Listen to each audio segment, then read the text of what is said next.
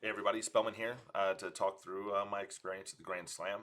The front end is just going to be a very quick run through of general things that I think are worth noting, and then on the back end of it, I have that long list of something like I don't know how many, 36, 37 questions that I'll run through. Some of them are repeats, so it won't take too terribly long. So first and foremost, like I said, won the Continental Cup, so I got my spot in the Grand Slam. My game still kind of up and down. It's getting better in patches, as indicated by the runs I had at the Pacquiao tournament as well as Ghost in the Coast. Again, not my best play as far as quality, but like getting over the line. Ugly, pretty, didn't really matter.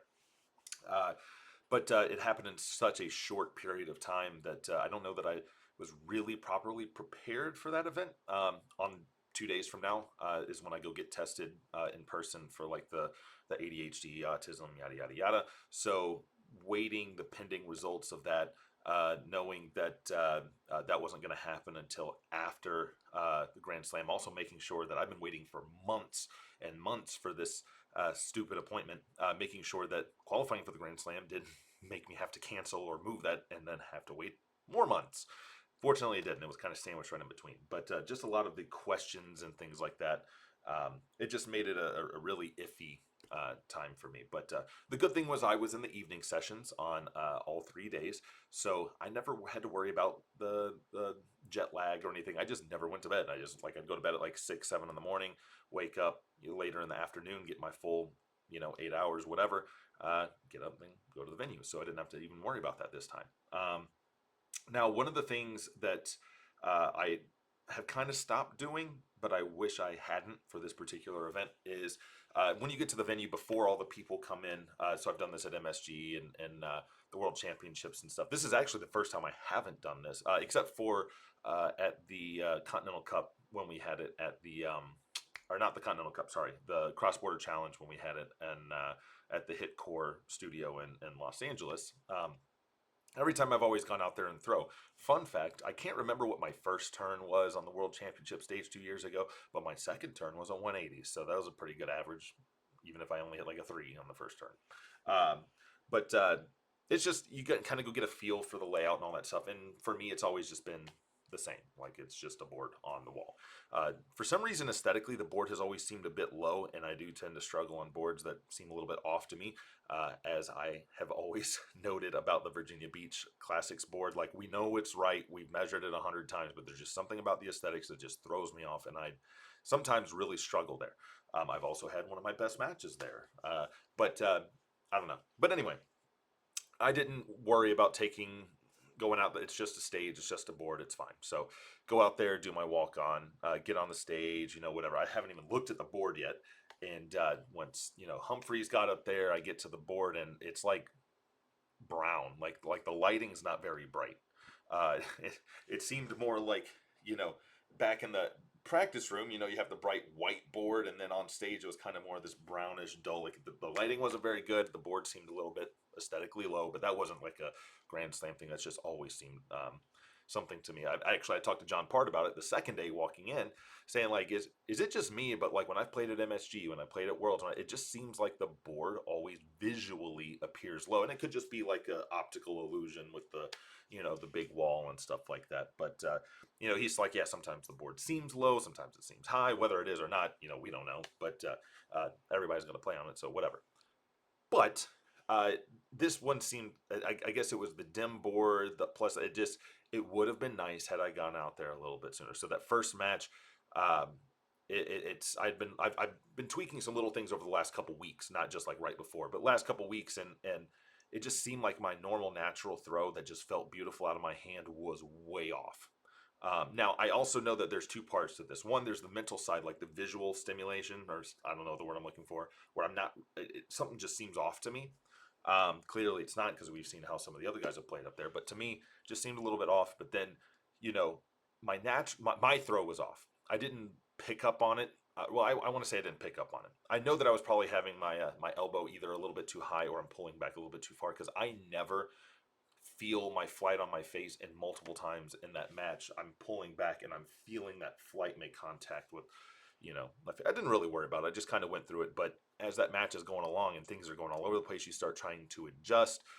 which of course I tell my people don't do that, but we're human. We all make those mistakes. But as long as I know what I did, why I did it, I can move on to the next matches, which the next two nights you saw that I played better, not amazing, not bad, you know, just better. I trusted myself a little bit more. Still wasn't super comfortable up there, and then next thing you know, I'm out of the event. The good side is that, especially that first night, which was kind of a toss out. Plus, I was playing the number one player in the world, at least at the time. Obviously, that changed by the end of the tournament. But if there was one tournament to kind of, or sorry, one match to kind of suck in, I mean, that's not the worst one to do it in. And then the other two, look, I didn't play great. I shot a mid 80 against Aspinall, was up 2-1 at one point, and then just kind of fell off from there a little bit. Had some opportunities, and against Michael Smith, I actually felt like I was the better player, a little bit more solid.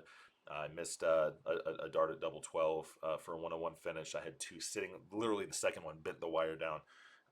So I had more opportunities there. So while it was disappointing to me from a support standpoint, all you guys rooting for me to do well, for me it's disappointing, but in a weird way, you still come out thinking kind of positive. It's a learning experience. I know the next time I go to these, whether I think it's a waste of time or not, I'm gonna go throw on the board on the stage to make sure I'm already prepared and ready for whatever aesthetic may be there. But the other thing too is I didn't play that well. Okay, and like I said, if we ignore the Humphreys match, I lost 5-2, 5-2 to two of the best players in the world, and Michael Smith played a lot better in this event.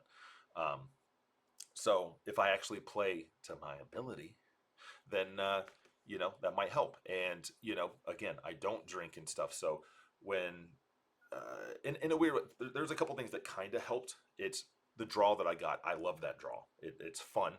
Even if I go up there and get smashed, it's fun. Those are the guys I want to play. Two, it helps you kind of settle in with the expectations a little bit. But three, like having the distraction of trying to figure out the board took away from the anxiety and stuff I get from, again, being a non-drinker up on that stage playing these guys with a big crowd. I was more focused on trying to figure out what the hell is going on here. So that helped. But anyway, I enjoyed. I always enjoyed the interactions more than the playing. So while I wasn't at my best on the stage, the first night they sent out the players brief that said, hey, we need to trim down on the signings and stuff. So they said, if you're going to do that while you're on your way out. And the first night I was like, okay, I'm going to try to get everybody I possibly can. But even then they were like, all right, you got to go up there, go. Okay, cool. And you come down, you can do a little bit. I tried to do it at the top, but otherwise you just got to go down. So the second and third night, I thought it'd be fun. I pre-signed some flights, but the pen I had just didn't write very well. So I kind of just threw all those in a little pile and I just repackaged some other flights. But it was so much easier for me to have some pre-packaged flights and just sit there and hand them as I go down and do my best to acknowledge, and just the kids. I know there were some adults that wanted some flights, but unfortunately just the kids. So, and then that second night, I ran out of flights, like one kid too short once I got up on stage, and it made me feel bad. So I put even more flights in my pocket the next night so that I had even more to kind of cover that. And then that last night, I went and stood out. There's like the VIP entrance and then a gate. I stood just outside the gate, and as people walked by, they were super friendly. Wanted to shake hands, take pictures, get autographs, all that stuff. I was really, the other guys, maybe they used to do that and now they're just ready to go. But I was really the only one out there doing that, and I want to do that. Win or lose, I want to be out there interacting with the people, doing things. But anyway, there's not much else to say to that. You guys watched it. I didn't play my best, and that's fine. People forget two big things. That was only my second time playing overseas, in a big arena. I played at Worlds 2 years ago, and then the Grand Slam. That was it. So there's still some experience and comfortability getting there. I've played at MSG twice, so if you want to include that, this is only my fourth time playing in front of that big of a crowd. You could also include, I guess, playing like ESPN, doing that twice, but it's still a little bit different. It's a smaller crowd, you're on TV, and versus a big old crowd. So still a learning experience for me, but then also remember that I really have only been playing seriously and at that high level since the back end of COVID. So it's been 3 years, maybe 4 if you want to include the back end of the play from home stuff. So this is still all very new to me. Guys like Littler, for example, who just became the world number one. And yeah, I have the little post out there. Somebody sent it to me, and I just thought it'd be fun to put out there just to poke some fun. I know, like I said, there's at least one person in there that's taking it way more serious than I am. But um, he's still he's been playing way well. He's probably been playing as long as I have, but he's probably been taking it far more serious than I have. Now, don't get me wrong. The first 10 years I was playing, I was taking it serious, but like serious in the sense that like I just wanted to be competitive. I never really practiced the right way. I just throw until it felt good, and that was good enough. It wasn't until COVID that I actually really tried and wanted to see. You can ask any of the local guys. We always talked about if I could just find that drive, that motivation, I could actually probably do something in this game. Well, I found it, and I did, and now I'm in this weird spot where yeah, my game's up and down, and if it's doing a coaching session or practicing, I'm going to do the coaching session because that's still where my priority and my passion lies in the game. So when people ask, are you going to go over to Q School, which is one of the questions here, just at the moment, no, I have some other things that I'm working on building up over here, and my sponsors are all aware of this, and they all support everything that I'm trying to do. So and if it fails, if or not fails, but like if it just doesn't kind of get to where I want it to be, the PDC will always be there, and then I can go do Q School and do all that and get that side of the drive. I'm not gonna go to Q School and try to move over there when that's not where my fire and passion lives. Knowing that I could compete is fine for me. I don't feel like I need to prove that to anybody. I feel like in the snippets here and there, I have. So I'm going to try to do some other stuff here. Like I said, if anybody's ever talked with me, the coaching sessions are just at tournaments, or like all those people that met me over in England. If you're watching, thank you guys for all stopping by, on your way out, especially that last night. But that's where my passion lies currently. So anyway, with all of that, I just want to jump into some of the it was only a 12-minute recap. That's not too bad compared to what I'm usually doing. But I'm going to try to run through these. I don't want this to be a 2-hour-long video. Plus, I got to get ready for a match in an hour, so I have a time limit. So, first question, how noticeable was the partisan crowd when playing, and do you think there is anything you could do to prepare for this? Well, first, whether the crowd was for me or against me, I genuinely have no idea. When I'm up there on stage, it's just background white noise. It's like if you have music playing at a restaurant, you're talking with people, you're doing something. If I ask you, well, what song just played? I don't know. You might not even notice that the music's playing at all. It's kind of like that. But I actually had a lot of decent support when I was up close with people, the going through the crowd and all that stuff. Especially night 2 and 3 when I did the flights and stuff like that. It seemed like they really appreciated that. So I don't know. But how do you prepare for it? Look, the way I see it is they're not rooting against me. They're just rooting for the other guy. And in fact, I actually prefer when people are rooting against me. It makes it fun. If I suck, who cares? You don't like me anyway. There's no expectation. If you're rooting for me, I can let you down, and I don't want to do that. So keep that in mind in the future. At Worlds, if you want me to lose, whoever I play, root for me, because now I'm going to put way more pressure on myself to perform for you. But how could you prepare for it? Just know what's going to happen. You're an American playing in Europe, especially the UK. They're probably going to boo you, especially if you're playing an Englishman. So just who cares? They don't know you. Don't take it personal. I don't care. Is Aspinall as fun as he looks on TV? He was great. He's fine. I didn't like mingle that much. I usually don't. I'm kind of quiet into myself most of the time unless I have a reason to not be. But yeah, no, he was great. Did I have fun? Yes and no. Yes, I had fun because it's a learning experience for me. I enjoy new experiences, good or bad. Um, you know, if you watch my career, it's a lot of failures that eventually lead to success. So same thing on the big stage. It may be a lot of failures that will eventually lead to success if that's, the direction that I keep heading. Um, so did I the part that wasn't fun was obviously letting down the people that were supporting me, and I know like Stowe and Savada probably sitting there like, God damn, dude, like I could have done that. Especially Cameron, because obviously I played him in the final. Giddy, hush.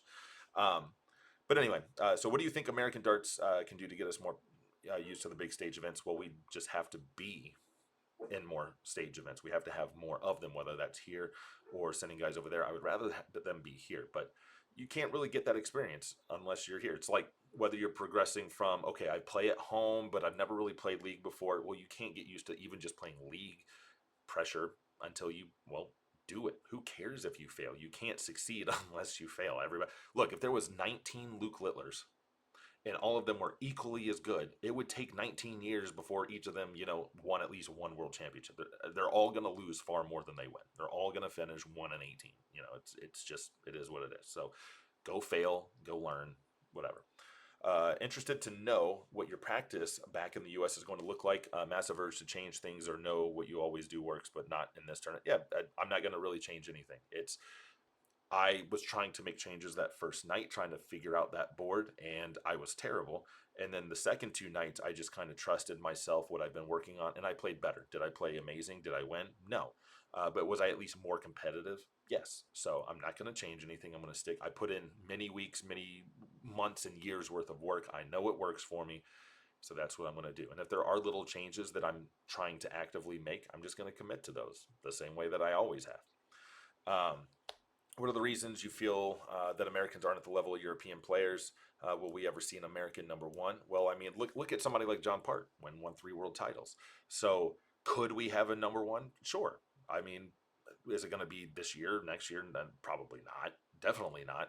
But I mean, I don't know. We continue to get better and better over here, and so who knows? But what are the reasons we don't feel like we're playing it? It's these guys are starting at young ages. Like I said, Littler's been playing as long as I have, and I'm twice his age. So it's just time, and it's also the seriousness. Like it's really hard. Like even in the soft tip world, it's so hard to have open events because no one actually wants the challenge and push. No one signs up for those events. They want to be competitive, but they don't want to have to work too hard at it. There's a lot of that stuff in the steel tip side. Maybe not as much. I haven't felt that because look, I did that report once that showed 1% of the people that showed up to the Las Vegas Open turn a profit on that. So 99% of the people are basically just there. Whether they're there to be competitive, have some fun, they're trying to improve their game. It's kind of a mixed bag, but we need more and more serious events. The CDC is great, but it's only once every couple months. On average throughout the year. We need more and more serious darts where people are really trying to push themselves and improve and they want to win. Me, it wasn't that I wanted to win. I just wanted to be better. And by being better, the winning kind of came on its own. But anyway, do you feel your game has excelled with your new flight shape that you're using? So with the fusion arrows here, honestly, these fly just about the same as the standards do for me. I've gone back and forth to see if there's really a noticeable difference in the way they land on the board and how they feel in my hand, all that stuff. And I haven't really noticed a difference. So if I have to choose between the two, I'm going to take the one that has less surface area, a little bit easier to squeeze some stacking in there. And when I've been physically doing what I'm supposed to do, I have seen a lot of really good success with them. So I'm really happy with them. Do you feel your game has? Oh, sorry, I almost read the same question. What what's the difference between American and UK players, not just in skill, mentality, how they prepare for the match, how they get better? Look, I know, a lot of you guys drink to get ready but those guys are pros when it comes to getting ready. Not, not all of them. Some of them don't, some of them don't drink. Not very many. And this isn't just like the pros, like the guys at the Grand Slam. This is modus. This is everything. Um, but no, I don't think it's how much they drink is what prepares them. I think it's just how much they play and the seriousness that they put into their playing. It's also the geographics. It's, I literally run into people over there where if the competition is more than an hour away, they're not going to go, which is wild for us Americans to even think about. Because a lot of us, sometimes we got to drive an hour just to get to a tournament or even league. So it's the proximity, and I'm trying to look at how we can help with that remotely, because that's really the one thing that can help us bridge the gap. We saw that grow the game during COVID, and we've kind of gotten away from that a little bit. Obviously, we still have DPFL, which is still running strong, but we need more. Our games grew, and it wasn't on accident. It was because we got rid of that barrier, that distance barrier. We were able to play the best guys every single night. So I think we need more of that. What do you think the American darters have to do or change or consistently competitive with? Okay, I've already answered that a couple times. Is there a difference between the way a North American would play darts versus a European pace of play, that sort of thing? I would say that the general pace of players in Europe is a lot quicker than what I see over here. Um, but I'll be honest, when I'm playing those guys over there, I'm not paying attention to what they're doing or how fast they're playing. I'm just doing my job. But maybe somebody that's a little bit more cognizant or plays over there a bit more, like maybe a Dave Fathom or something like that, can weigh in a little bit more on what they see because they've traveled and played far more places than I have in Europe and Asia and all that stuff, or any other player that's done that. You've been on the big stage before. What was the experience compared, or what was that experience like compared to other big events? Um, so I felt like MSG was actually louder and bigger than the Grand Slam crowd. I could be wrong. I mean, if you throw statistics at me, I could be wrong, but that's just how it felt. But uh, it MSG definitely felt louder and bigger than both times than the Grand Slam. The World Championships though is completely different. It's funny. MSG seems bigger than the World Championships, and I think that's because the World Championships is not very deep; it's more wide, and MSG is more deep. So you're looking, and it seems deeper, whereas at Alexandra Palace it's more wide. So uh, it doesn't seem as big, but oh man, is it louder? Like you can feel the sound. So I remember, I think it was the second leg, the second turn. Uh, uh, Ryan Joyce hits a 180, and between Russ Bray yelling at our face his 180, and then plus the crowd's yelling because, well, they hit a 180, you can literally feel a little bit sandwiched there. That's honestly really the only thing I remember from that match, like more vividly, was that moment because that was like the first time I got to experience that and feel that. But other than that, I was just in business mode and kind of zoned out, and I don't really remember much from that match. Um, let's see, are most of the players friendly? A lot of talking and breaking, breaking balls among the players, like it might be playing with some buddies. The lights come on and it's all business. I think so. If there's a lot of that, the chippiness that you see on stage and videos and stuff like that, it could just be there in their like competitive mode and biting at each other, but. Everybody seemed perfectly cordial and fine in the back rooms, and I've experienced that at pretty much every tournament. I know that these are big players, but look at yourself. You blow up to be this amazing dart player, and you go into a practice room with other players that are of your caliber. Like, it's not really any different. Like, I will be honest, when I first went to like the Q school and challenge tours and all this other stuff, I was a bit disappointed that it didn't feel different as different. So when I got to play in Hildesheim, when I played the pro tour there, it's you have all the best players in the world in here, and they're all just sitting at the tables chilling, just like we do. Like it didn't really feel that different. So same dynamics you have over here. You pretty much have the same dynamics over there. Maybe you have people that hate each other. Maybe you have people that love each other. Maybe you have people that tolerate each other. I'm sure you have a whole mixed bag of things. But I've never seen that directly. Um, let's see. Did you enjoy the experience? Did you feel like you were improving? Like I said, I kind of yes and no. On the enjoyment part, did I feel like I was improving? I felt like even though my average was lesser on the third night, I felt like I played generally better. And I think it was that first leg. I hit 3 scores of 20 in there that really drug me down. And I think it was I knew that if I won 5-0 and Luke Humphreys won 5-0, I could still qualify. And I think I just was trying a little bit too hard there. Plus, again, I don't drink. The stress and all that stuff. It took a minute to settle in, and then I played a little bit better. So I do feel like I was getting better. I was trusting myself. I was getting more comfortable with the board because look, you're throwing in the back rooms, then you have to take a break, come all the way down to the board area that's right before you do your walk-ons. You throw for a couple minutes, and then you hand them your darts. You go do the walk-ons. You get up there, you get 9 darts, and that's it. So if I was there for a couple more days, I think I would have played a whole lot better, getting more comfortable on the stage. But so anyway, yes, I do feel like I was improving. I've watched videos of you playing, and you're significantly better than what you played this weekend. I agree.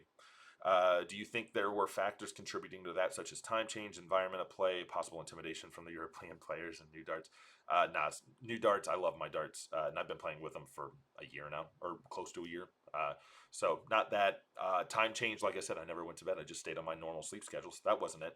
Environment of play, most likely that's the biggest issue that I had, trying to adjust where my normal throw was just felt way off. Now again, I'm trying to adjust, and I don't know. I don't know without going back and watch. Was I a little bit farther out, and then as I was adjusting, I started coming back more to my face, or was that where I what? I'm not sure, but yeah, it just kind of messed with me as far as intimidation of the players. No, I know that at my best, I can beat literally anybody you put in front of me. Was I at my best? No, it was terrible.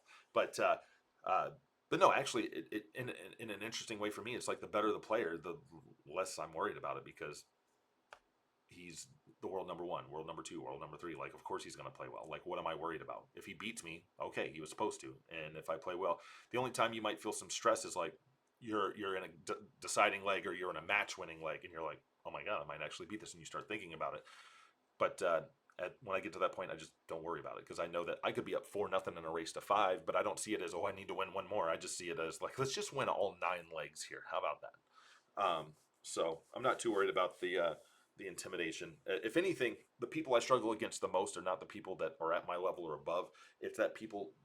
It's that level right below me where they're a little bit more fluctuating, so you're not sure what to expect. You still go into the match confident, thinking, okay, if I do my job, I should win this match 9 times out of 10. But if you play a little bit off and they're happen to be playing on their up, you know, well, that can get a little bit dicey, and I can lose that. So if I start playing well, like let's say that I was playing, Michael Smith, and he knows that he needs to win and he needs to win big. There's more pressure on him than there is on me. I'm basically eliminated, but he needs to win big. So, I don't see anything there. I think it was just mostly the environment for me and some lack of experience and stuff. Do you think there will be a time when a North American player can stand toe to toe with Europeans and Asian dart players on a regular basis? If so, in your opinion, what would need to be done to achieve that? I kind of already answered the question on like what I think might need to be done. But as far as if there's a time, it's already here. I mentioned that I did an interview after on the Tuesday after before I came back, and we're talking like you guys see what you see, but there's a lot of stuff that you don't see. I mentioned it here, and I've mentioned it in that interview. Like I've beat some of these guys. I beat Jean Van Veen when I played him at Q School. I beat Littler 3 times at Modus. I beat Neil Duff when he was the number one WDF player. I beat him all 3 times when I was at Modus. When Scott Williams, Rob Cross, myself, and Stowe were all practicing before the 2023 World Championships, I okay, I lost to Cross, but 2 sets to 3. I'll take that against Cross. And I beat Scott Williams 6 sets to 1. If we look at what Jason Brandon beat Stephen Bunting, Danny Lobby beat Rob Cross. Let's see, Stowe Bunts when he played at the Grand Slam, for some reason I know it was Chizzy and Peter Wright, and I don't know why. What was it, Bunting? I know he won 2 out of those 3, if I'm not mistaken. Then he beat Golding in the top 16. Like I could just keep going and going. We are way better than people think we are, and they keep comparing us to the top 8 guys in the world. Which when they send those top 8 guys over here, they're not just walking over us. In fact, 2 of them lost just last year. One of them getting whitewashed. Jeff Smith made a final of the U.S. Masters. Like it's not that infrequent that we're winning these matches, but we're not being compared to the bottom half of the PDC tour, or that mid tier player. But we're already there. We just need more time, more experience. We need more opportunities. When I say that we're the best we've ever been, that's not a slight at the players that came before. I'm just we are better, but that's also because we had better, maybe better equipment, better opportunities, more opportunities, things like that. That's not to say that the guys from 10, 20, 30, 40 years ago wouldn't be at our level. It's just we have more opportunities. But the things is Europeans right now have a little bit more opportunity. Plus they have that proximity, so they're blowing it up a little bit more than we are. But I'm not saying it'll absolutely happen, but I think it will. I think it'll eventually happen as we grow some stuff over here. Do you think the soft tip game in America hinders or helps the steel tip competition? I mean, maybe. I play both. I don't think it hinders me at all. I don't change my mechanics at all. It's still a game that the math and the strategy will change, but in general, I still have to hit my targets. You could argue that steel is a little bit easier to win at a higher level, When you get to that higher level, soft tip, it can be a little bit back and forth because again, everybody can be good on bigger segments. I'm not convinced that it hinders that. It might hinder it in the up here area, the psychology of I'm predominantly a soft tip player. I go play steel, and there's a little bit more pressure and more force to try to hit those big shots. But more likely, if it's any hindrance, it's going to be on the math and strategy side. So, um, figuring out those outs and finishes and the things like that, and not disrupt the flow of your throw. Where are we at? We at all right. So we're still good. I'm almost to the, well, I say almost to the end. We're maybe halfway through the questions. What was it like to be in the practice room with such great players? And I kind of answered that before. It's like they're just sitting and chill, and they get up and throw for a bit, then they sit back down and chill, and they get back. It's no different than what we have here. It really isn't. Are the new darts working? When I do my job, yes, they are. And I've I have nothing to complain about. I tried recently like a thicker dart just because I was curious. I think I mentioned this in something else where, the 24, 26 grams, like the 24 grams on my dart, they feel so much better in my hand, but I'm just better. I just play better with the 22s. And then I started thinking, is it really the weight that I like, or is it like that little extra thickness? Because, I've got big hand, big fingers and stuff like that. So I ordered another set of 22 grams and a thicker dart and threw those for a bit. And I mean, they feel good, but I just shoot better with the 22 thinner barrel. I just do. So I'm sacrificing a little bit of comfort for some success on the board. The noise must have been deafening to deal with. Honestly, like I said, this time around it really wasn't. Or maybe if it was, it's just because now I've done MSG twice. I did the Worlds. It just I don't want to say it normalized, but like I just got used to it. But I think there was a significant difference between, say, Worlds and the Grand Slam, and there was a decent difference between MSG and the Grand Slam. Um, but anyway, let's see. How would you say playing against the players you did helped you improve and up your game to match what they're doing? I'm not trying to match what they're doing. I'm just trying to do my job. I might as well be playing on my own up there. Um, so I'm not too worried about that. Like I said, in a weird way, the better the player, the more likely I am to settle in because I already know what they're going to do. So I'm just going to do my job. Um, and every player every pro that's played this, whether you believe me or not, and you can talk all the shit you want, it's fine. I'm not going to take it serious, but every time we go play the best guys in the world, I like Jason Brandon can tell you. I told him this, and I think he can vouch that he's experienced this. It's like you're going to play Rob Cross. That first year he was going to play Rob Cross, and he's just he might be putting Rob Cross on the pedestal the same way someone in the States might put me up there like, oh God, I got to play Spellman. I got to play. But it look, these guys are the best in the world for a reason, but they're not as good as you think they are. And that's not a slight to them. I'm just saying that you're putting that they're, we might be here. Look, just to be nice, I'm here. Everybody else is way up here, and I'm going to lower the thing so you can see this hand. But we're putting them as if they're up here when really I don't know how to say that without saying like that, like, oh, they're not that good, because that's not what I'm saying. I'm saying that we think that they're better than they are, and we put so much pressure on ourselves to play. They miss, they screw up. I played terrible. I still took two legs off of Aspinall and Smith. If I had played decent, I might win those matches. You never know. Maybe I don't beat Humphreys, but I at least challenge him a little bit more. Uh, it's we have the ability. And when you play these guys more and more, you start to think to yourself, oh, I can do this. Rob Cross, when I talked to him 2 years ago, when he talked about when he first entered the PDC and he's playing these guys, he won the world championship that first year. And he said, it's like when I first got going and I started playing these guys, like, I can beat these guys. I'm better than these guys. Like sometimes you have to go do it to kind of, when I first started playing darts, I didn't, for the first 2 years, I didn't travel outside of Boone, North Carolina, because I was like, yeah, these guys are sharks. They can hit whatever they want. But then when I finally got convinced to go to a tournament, uh, I realized like, oh, I can do this. Like, go challenge yourself. Don't be scared to fail. You might surprise yourself. So what's the difference? What the difference is between playing among the best in North America and the world number one? Well, I will say this: Luke Humphreys didn't throw his absolute best at me, so I've actually had players in North America play better against me than Luke did.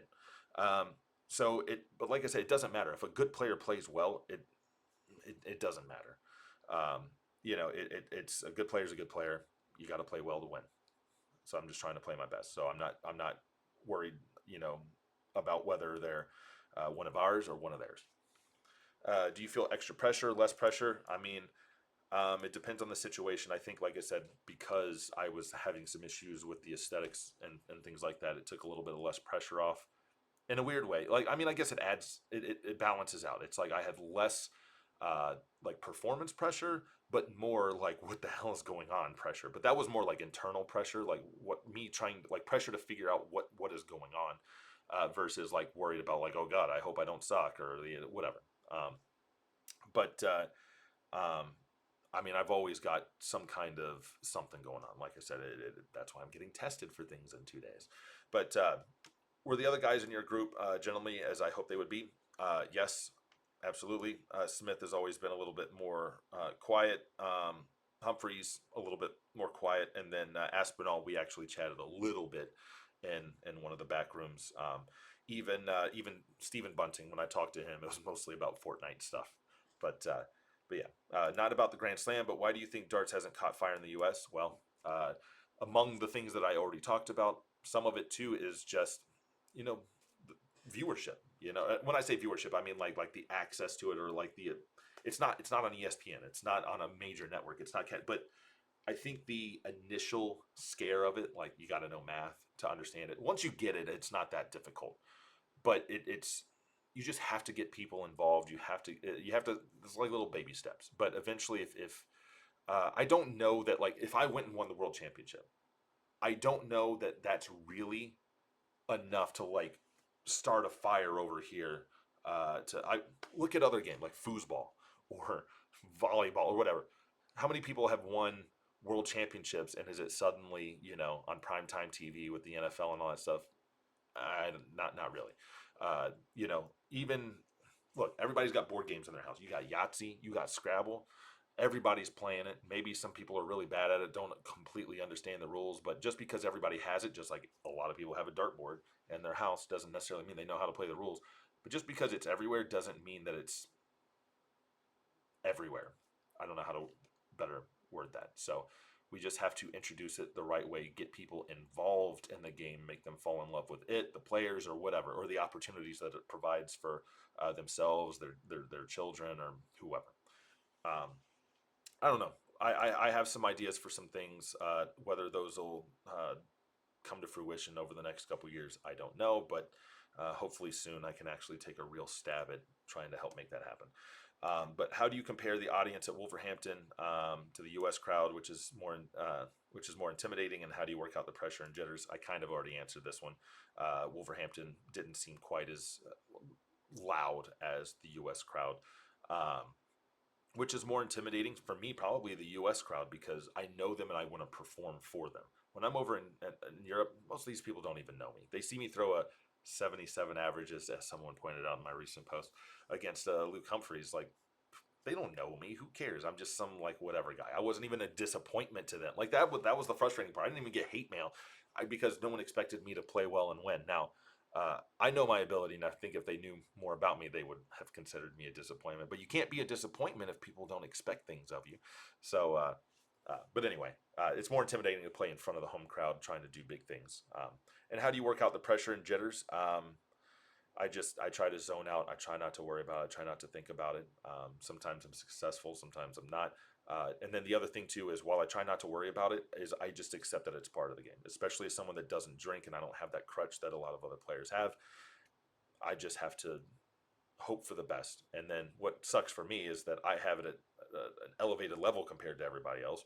So it's even more important that I just don't worry about it. I keep myself busy. I've given this advice to Jason Brandon. Talk to the people in the front row. You have a bad shot, go make fun of yourself with the people in the front. Like, what the hell was that? Like, I was this close. Like, over there.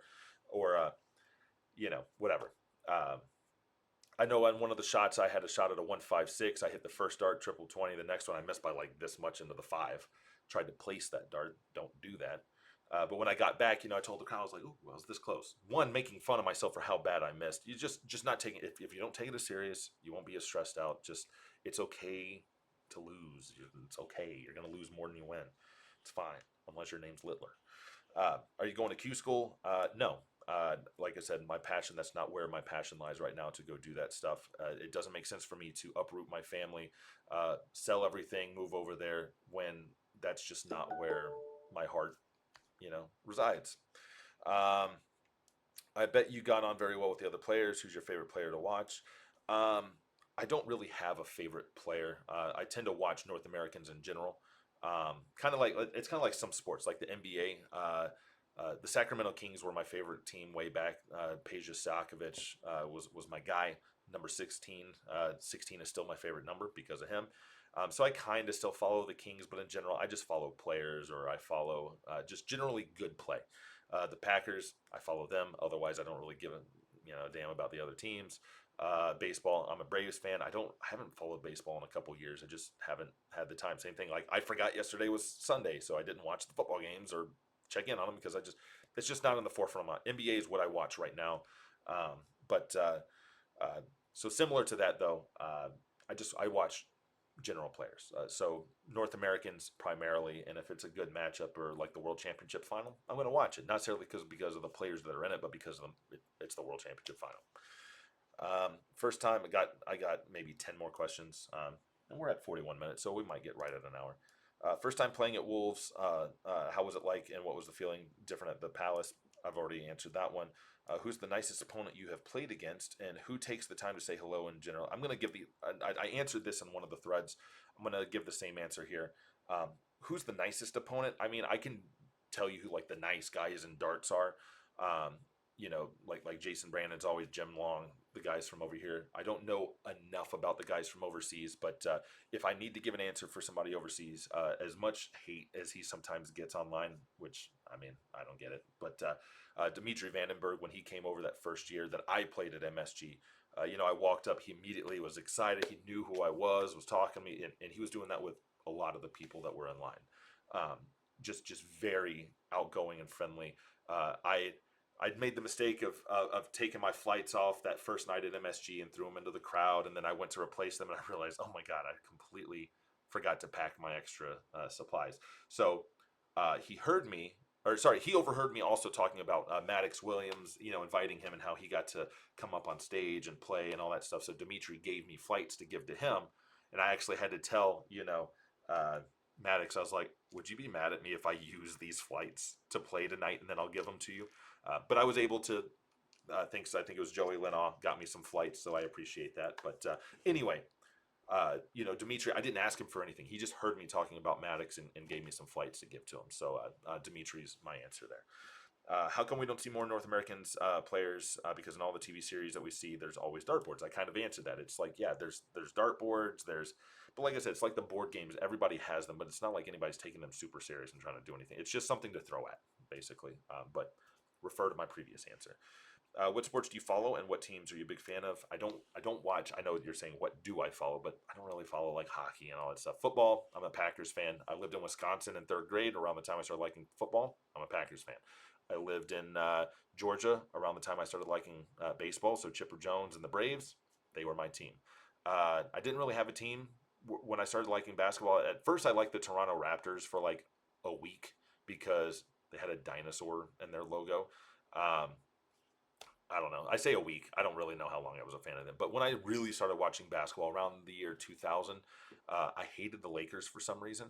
And the team that was really competing with them were the Sacramento Kings. And I just liked the way Peja Stojakovic played, as well as, Bibby and Weber and all them. So Sacramento Kings were my guys. I still have my Peja jersey in there to prove it. So if one day they're really good again, I can pretend. I can not pretend. I can show people I'm not pretending to be a fan, that I've been with them for a long time. Other than that, I don't really watch the hockey, and I would play hockey. That was fun. No, I never played like ice hockey, but like roller hockey or something like that. But but still, I would play these games. Like I don't watch golf. I would play golf, but I don't watch golf. But yeah. But anyway, strangest or craziest experience you've had playing darts or being involved in darts? I'll be honest, when I'm being put on the spot like that, I can't really think of anything. Recently, when I was at the Modus, like the charity event where you had like Adrian Lewis and Steve Beaton and Robert Thorne, we had a big crowd of people in there. I will say this: some of the discussions that were happening in there were interesting. There's certain people that aren't convinced that the moon landing happened, and there was a lot of conspiratorial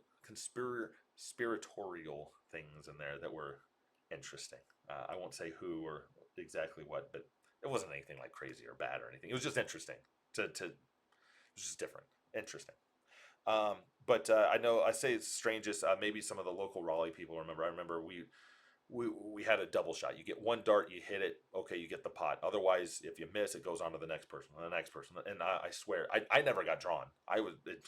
We drew like 30 damn tickets that night, and I wasn't even remotely close to getting drawn. But I think one night, I can't think of his name. I can see his face, but I can't think of his name right now. But he does a lot of the St. Baldrick stuff down here. Uh, but I think he missed his first two darts and then got on the floor and made his best attempt to do the splits and nailed it. Uh, there's another guy, Wayne Otto, the Boone guys. Remember him? Obviously, he was very close with the community up there. I think he had like a 153 out. I think it was a 153 or something like that. And as it was basically, it was like a mystery out, except you drew it, and that's what you had to take out. So I had every number from 2 up to 170. That was a finish anyway. But I think he drew 153. It was like, this is bullshit. This isn't even a finish. And of course, we had to inform him, yes, it is. And we had to, I think it's like, okay, just start on the 19th. Dead center triple 19.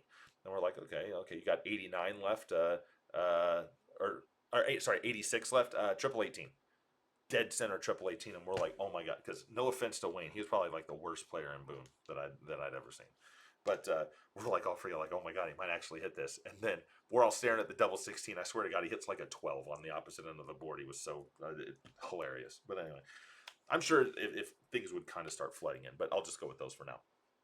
Let's see, 1, 2, 3, 4, 5, 6, 7 more. 7 more. All right. It looks as though you've changed equipment often lately, barrels, flights, etc. Your darts look like they land differently. Intentional. Looks like your misses are now left and right inside instead of up and down. I want to miss left and right because if this part is correct, then I'm sitting right in the triple, right where I want to be. So that's actually a good thing. Missing up and down, that's not good because that means I'm either having more of a choppy shot versus a straight line shot. And that means that I'm holding on. I'm either floating the dart, I'm dropping the dart because I'm holding on too long. I don't want to miss up or down. The changes as far as the barrels, well, I mean, I changed sponsors, but the barrels have been fantastic for me. The flights have been just fine. I mean, I can throw just about anything you put in front of me. It's just I had to get used to the weight distribution a little bit different on the javelins and things like that, but my original flights were just not landing at the angle I wanted them to. Did I say the javelins? I meant the fusion arrows. Jesus. But when I was using regular stems and flights, they were landing a little bit more up, and that's not what I want. When I was playing my best and I was using regular flights, they were landing flat. Well, when I started using the fusions, both the standards and the arrows, they lay flat. These ones, because I'm tweaking some things, are landing a little bit more below flat. Not too bad, but at least not in a way that bothers me. So as long as they hit their targets, and I'll figure out the mechanic part to get them all flat. So anything I'm doing is always intentional for the most part. At least changes. If they're landing on the board a certain way, that's not intentional, but that was me making a mistake or not doing what I need to do or whatever. When watching you, I noticed that your darts lie quite flat in the board. Thank you, because that means I'm doing what I'm supposed to do. Have you always been a stacker, or is this something you've worked on over time? I don't remember, like, say, what I was doing 10 years ago. I know that, like, some of the local guys, like say, Pat Gibson, because he would always say, man, if I could get my darts to land just a little bit like this, like how I used to, I would be amazing. And that's how I wanted them to be for a little while. But then I started making some little tweaks and my darts started landing flatter. And then I realized that, if I land like this and I'm blocking the triple, like, let's say I hit just below the triple. Now I've got the flights in the way and I can't get through it. I didn't like that. But what I found was if they were dead straight, I could go above it, below it, on the sides. There was no such thing as a blocker dart. Not really, unless I was just above and just to the left. If I was right there, that's a terrible spot for me. So, but yeah. Let's see. What is your dart setup in terms of weight and flight stem combo? I noticed it's an all-in-one system. Yeah, so 22 gram, 40 millimeter length, but I don't know what the actual length is after you account for the part that goes into the barrel itself. The intermediate fusion flights in my soft tips. So I love the fusions, but they break way too much on the soft tip side of things. I guess it's that flexible thing, and then plus with soft tip, you're gonna have a lot more bounce outs. So I would break two, three, four of these in a night, and I got tired of that. So I stick with them on my steel tip darts, and on my soft tip darts, I went back to just like medium long nylon shafts and folded flights. Uh, but let's see. What was it like playing on a big stage? I'm 18 years old, and in 2027, possibly want to try Q School in the hopes of gaining a tour card. Um, Honestly, it's going to be. I could tell you all you want to hear about being on the big stage, but until you actually do it, it's not really gonna. It's like you can train for something at work, but until it actually happens, it's like training like in the military or policemen, firemen, or whatever. Until you're in the moment, though, uh, you're not really going to learn as much as you are there. You get nervy. I think the best thing you can do is if you know that you get nervy is to just kind of accept it and know that you're probably nervous about the anticipation of the match or whatever. It's not about necessarily even the result of it. So if you're okay with not worrying about winning or losing, and all you worry about is what you're physically doing to increase your odds of winning. Uh, for me, all I can do is I just don't worry about it. It's going to be part of the game. You're never going to get rid of it. Look how many players drink to deal with their nerves and stress and stuff like that. Like it's every player just about is doing that, even the high level ones. So uh, it's never going to go away. So the best thing is to kind of just accept it and find ways to play through it instead of tensing up when you're all shaky and nervous. Is just try to relax and let like I said, you might still be all shaky, but at least if you just kind of let that weight sink, that weight, yeah, the weight of your body just kind of sink in, you'll find that you can be relaxed while still kind of shaky and tense. But yeah. Let's see. I think we got three more. So, how long do you practice beforehand and before going on the stage? I need at least about 45 minutes to an hour. Whether again, I'm getting tested in 2 days for ADHD and all this other stuff. If I'm there for too long, I start like almost just kind of like, can we like get going, please? And I just seem to not perform as well. That also played a factor. That first night against Luke Humphreys, I was there way too early. Because we were first up, and I didn't know if I had obligations I needed to do, media and all this stuff, and I just had too much time. But I need about 45 minutes to an hour to get where I'm not tight, I'm not loose, I'm just kind of that nice little in between. Um, but as far as before going on stage, yeah, you'll get up to kind of get a little bit of a feel, but you're going to have the break while you walk all this long way down to the behind the stage area where they have some boards you'll throw for a couple minutes, and then you got to take your break. You got to go do the walk-ons. If you go first, you're back up on stage a little bit quicker, but you still got to wait for the other guy because you only get your 9 darts. So you just do your best. Do you feel the jet lag and unfamiliarity with your surroundings had anything to do with your mindset? No, the jet lag didn't have anything to do with it. That is a regular problem for me. But it was nice being able to stay up till 6, 7, 8 in the morning and not have to worry about it. As far as the surroundings, like I said, the aesthetics of it, but then also there is a difference between World Championships. We have 6 North Americans playing, and if you're not familiar with who those 6 are, we have Matt Campbell, uh, Leonard Gates, Adam Savada, Stowe Bunce, myself, and Dave Cameron. So when you're there, if I have a terrible night, you know what? It's fine. We have 5 more attempts, and we're gonna go root those guys on. But I was the only one there. I didn't really mingle. I didn't really go out and do anything. I didn't really talk. So you're just kind of there. So I'm sure that there was a lot of factors contributing to why I sucked. As far as what took your game to the next level, I follow USA Darts pretty extensively, and I didn't really see you until after COVID. Is that when you really started to take it seriously? I kind of mentioned that during COVID is when I really started to break down my throw. And like when I do my coaching, I don't sit here and just watch you throw. Instead, I walk you through my process, how I built up to where I am now. Now, I was a good shot before COVID. I just didn't really travel outside North Carolina. I didn't need to. We had Robbie Phillips, who was a previous ADO national champion. We have Dan Naylor, who's a previous ADO national champion. PJ Stewart, who's a youth national champion. I could just keep going on and on and on. We had plenty of talent. I didn't feel like I needed to travel. And kind of where I'm at now, I was just playing because of the competition. It was competitive. It was fun. The same way you play Uno with your family. But during COVID, I kind of wanted to see what could I do with this game, and then for the that duration, and then the year or two following 2022, 2023 were fantastic for me because I was kind of riding that high. I was really pushing and challenging myself. Um, so yeah, so that's why you saw me after COVID, because I actually tried to apply myself. But anyway, all right. So we are right at 54 minutes and 55 seconds. So we made it less than an hour, which is great. If you stuck around for this entire thing, hopefully you learned something, or at least it was somewhat interesting or whatever. Um, I'm sure I'll do something like this again around the World Championships. And if you're still watching, I'm going to have a big raffle coming up soon. I have over 30 items already in there. It'll conclude after the World Championships because I want to include some World Championship items in that raffle. But it'll just be the second iteration of my Jackal Pot raffle. The money raised from that will help cover. I raffled off a free trip to Mike Patty. Well, not to him, but he won it in my Patreon raffle. So he's getting a free flight and everything over to go watch the World Championships with me. And so the raffle is going to help cover some of the costs of that, as well as what do you call it? Future trips, because I'm going to do this again for MSG. So just as a quick note, all the people that are actively subscribed to me in in Patreon in December, especially because that's when I'm going to run it. All the people already actively subscribed to me there. You get your exclusive access over there to those raffles, but you don't have to pay anything extra if you don't want to get into the Jackal Pot. So if you commit $5 a month, $20 a month, that's how many entries you get into the Jackal Pot for free.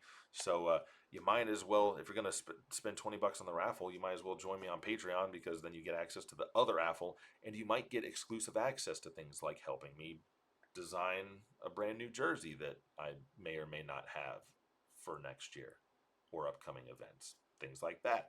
So, anyways, guys, we're going to cut this short. I say cut this short, just short of an hour.